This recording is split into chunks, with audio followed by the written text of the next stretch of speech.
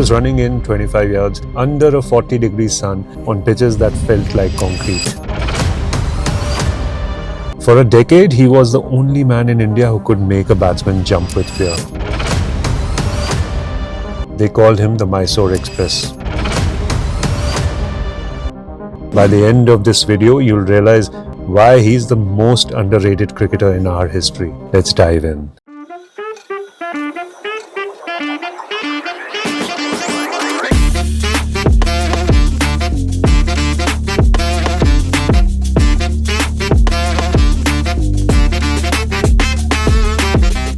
First, let's talk about speed. People think Indian pacers were medium pacers before Zaheer or Umran Malik. Wrong. In 1997, in South Africa, Srinath was unofficially clocked at 157 kilometers per hour. That is 97.5 miles per hour. That's faster than almost anyone in the world today. But here's the kicker. He was doing this while being the only fast bowler in the team. Imagine the pressure. If Srinath didn't take a wicket with the new ball, India was in trouble. He wasn't just a bowler, he was a one-man army, carrying the weight of 1 billion people on his shoulders. If you want to know how good he was, look at Ahmedabad 1996. The pitch was a snake pit. It was turning from day one.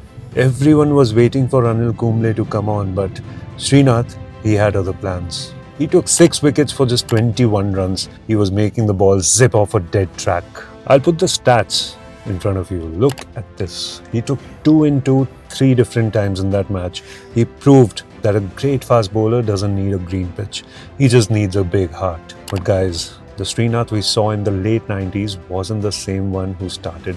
In the early days, he was all raw pace, and that took a toll. His shoulder was screaming for a break. So in 1995, he did something that changed his career forever. He went to England to play for Gloucestershire.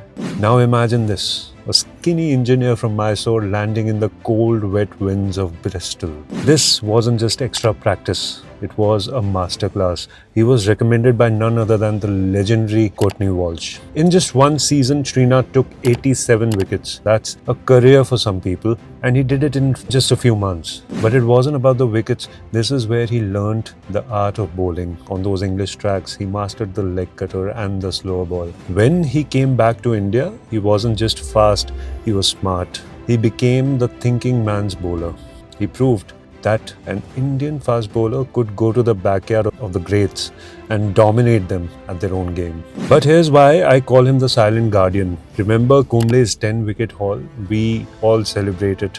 He knew Kumble was at 9 wickets. Srinath started bowling wide. He didn't want to accidentally take the 10th wicket. He sacrificed his own stats so his friend could make history. In a sport obsessed with personal records, Srinath was the ultimate team man. Srinath actually retired in 2002. He was tired, his body was broken, but Sourav Ganguly, the captain who knew his value, called him back for the 2003 World Cup. And man, what a farewell. He led a young Zaheer Khan and Ashish Nehra, acting like a mentor on the field. He finished as India's joint highest wicket taker in the World Cups, 44 wickets. That's the same as Zaheer, but Srinath did it first. So why don't we talk about him more? Maybe because he was too quiet. Maybe because he didn't give spicy interviews. But next time you see an Indian pacer bowling a 145 kilometers per hour bouncer, remember the man from Mysore who paved the way. What's your favorite Srinath memory? Was it the 6-wicket haul or his underrated batting cameos? Let me know in the comments.